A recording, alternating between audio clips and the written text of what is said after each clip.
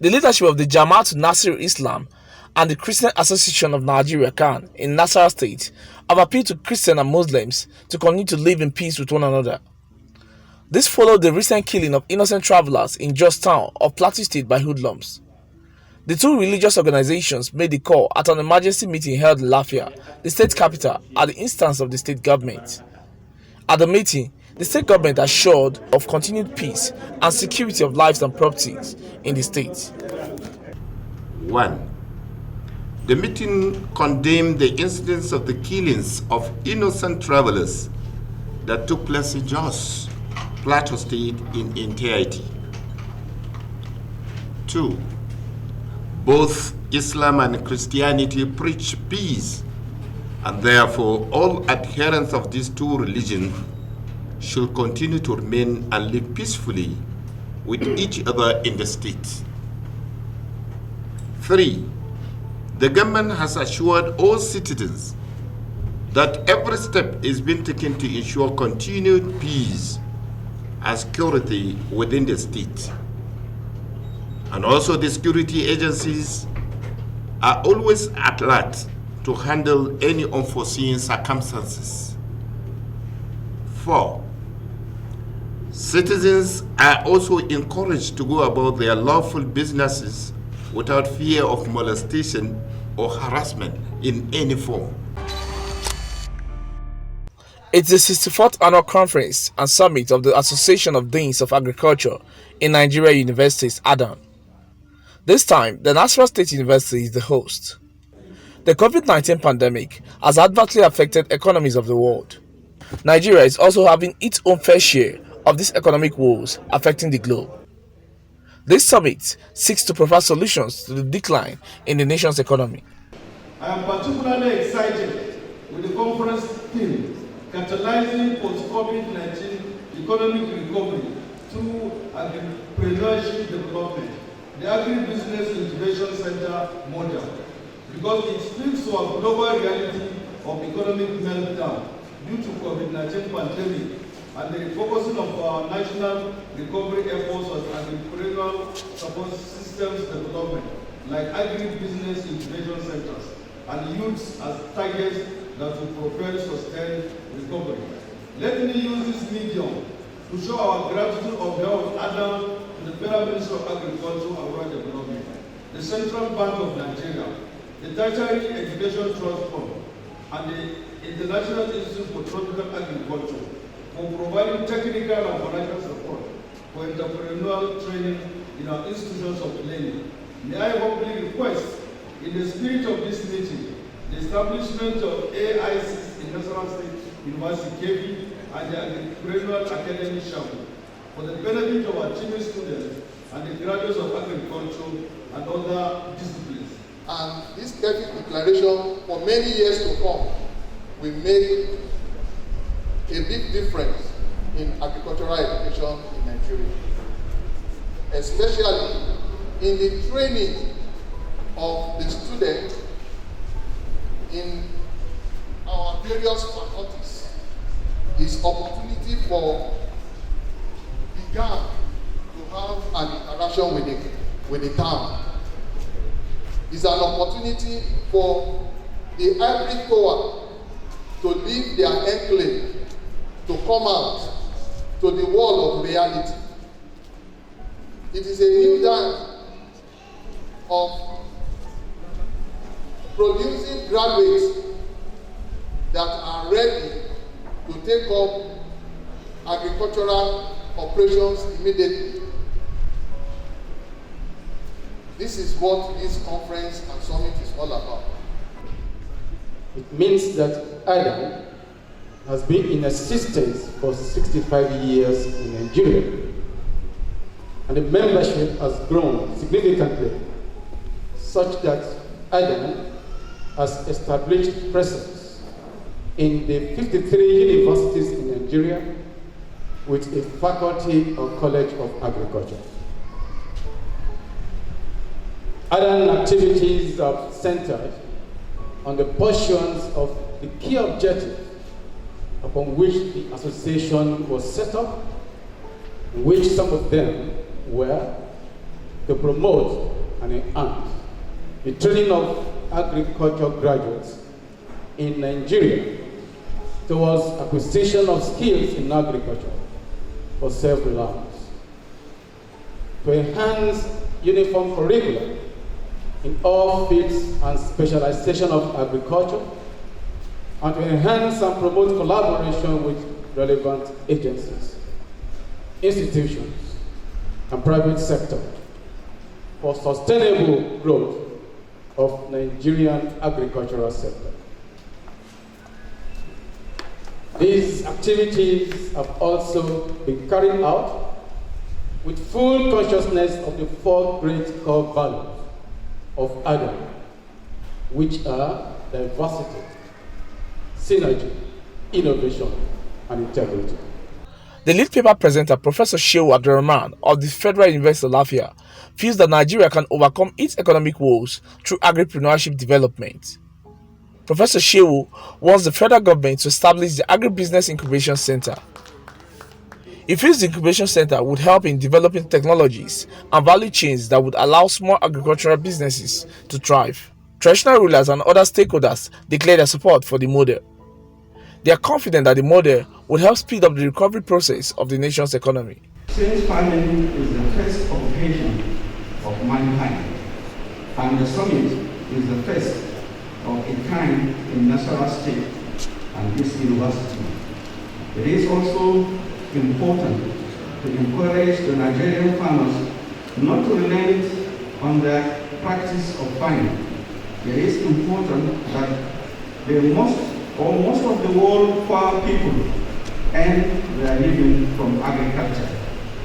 Therefore, farmers are the only people in our economy who can buy everything at retail and sell everything at wholesale and pay the freight both ways.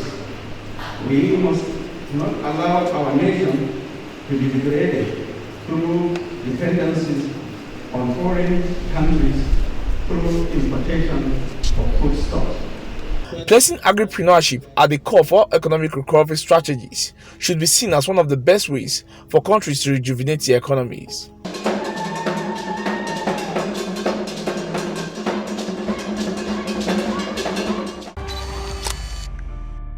The Nasarawa state government has donated funds for the reconstruction of Our Lady of Apostle Hospital and College in Akwanga. The hospital and its college was razed by rainstorm a fortnight ago. The fund donated through the State Emergency Management Agency is expected to help cushion the effect of the destruction on the organization. Indeed, it is rainy season, and it comes along with attendant catastrophes that include floods, windstorm, rainstorm, and so on and so forth.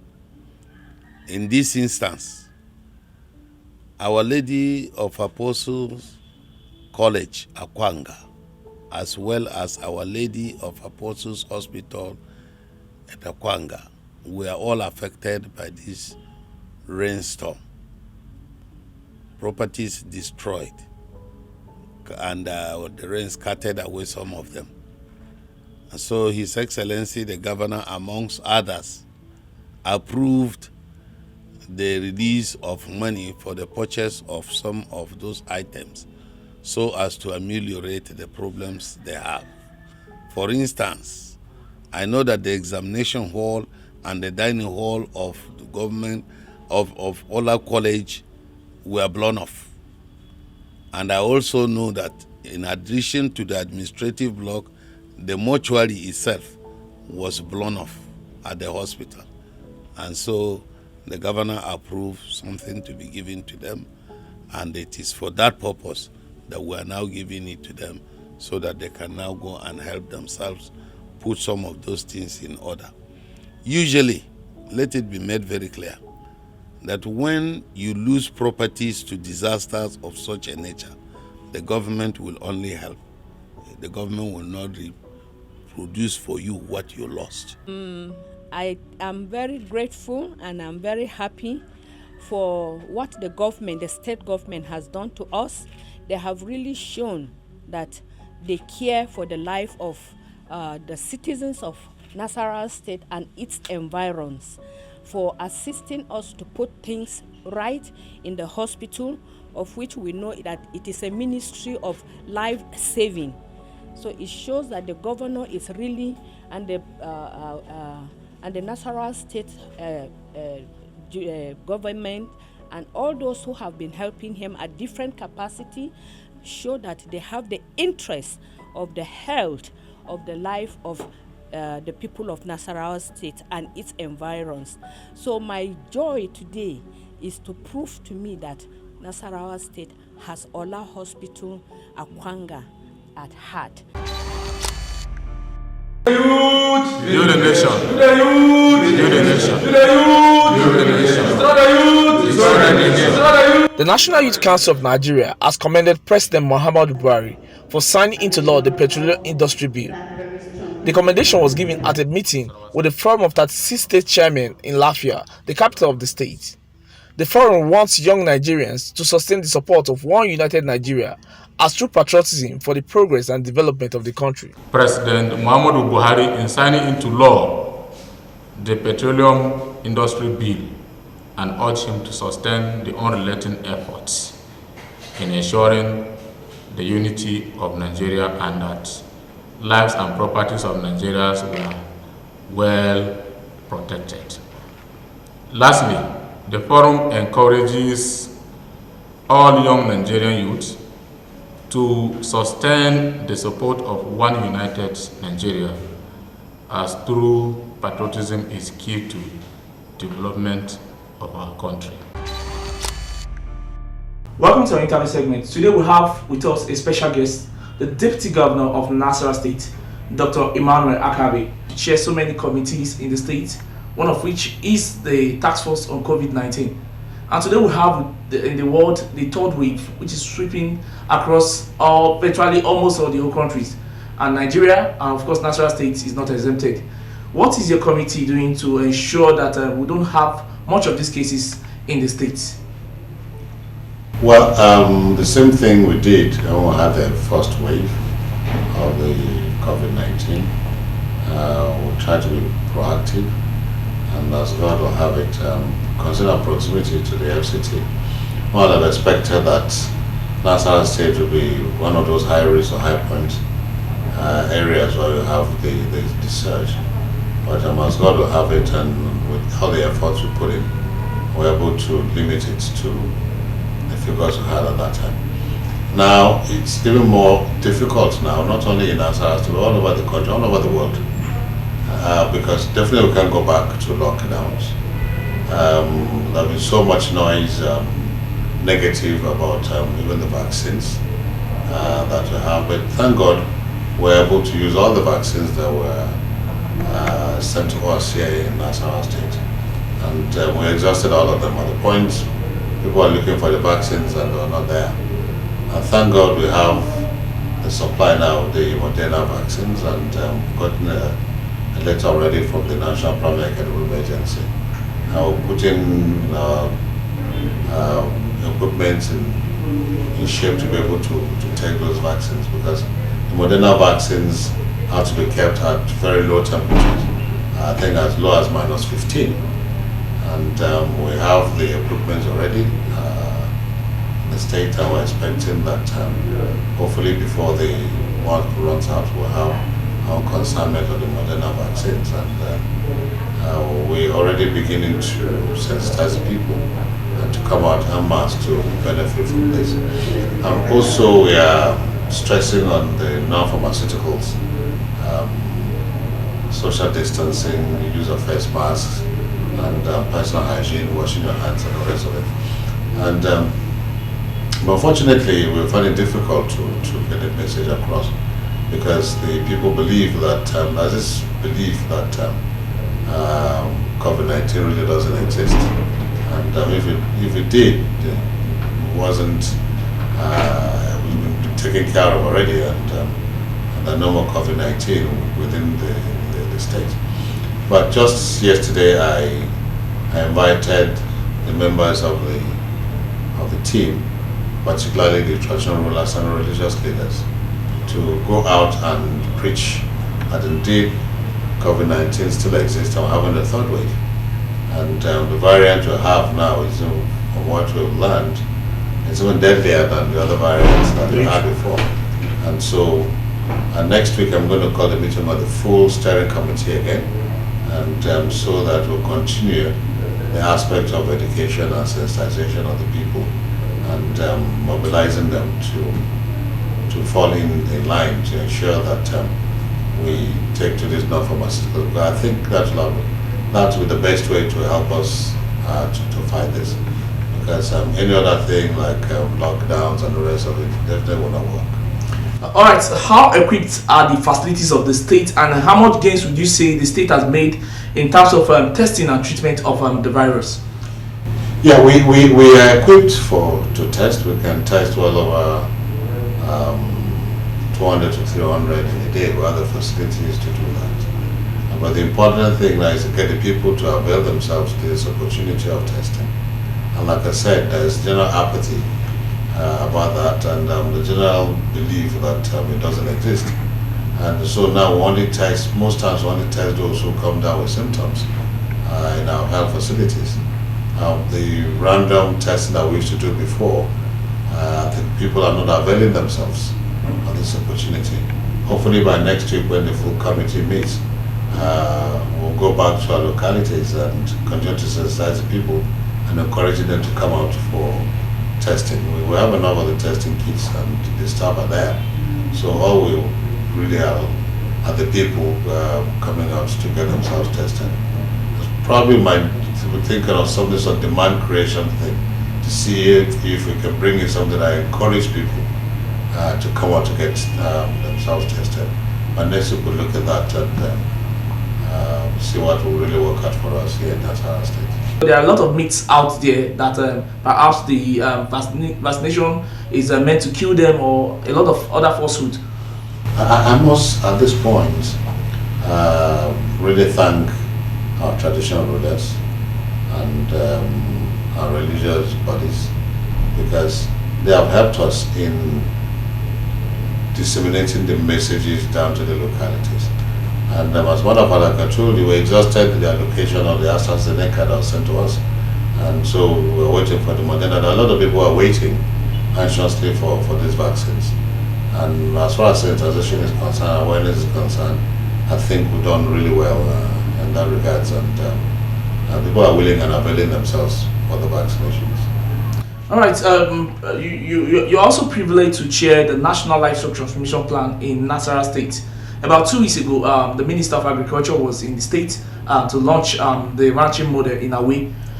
We are also told that about 7 of those models are also situated across Nasarawa State. Can you throw more light on this?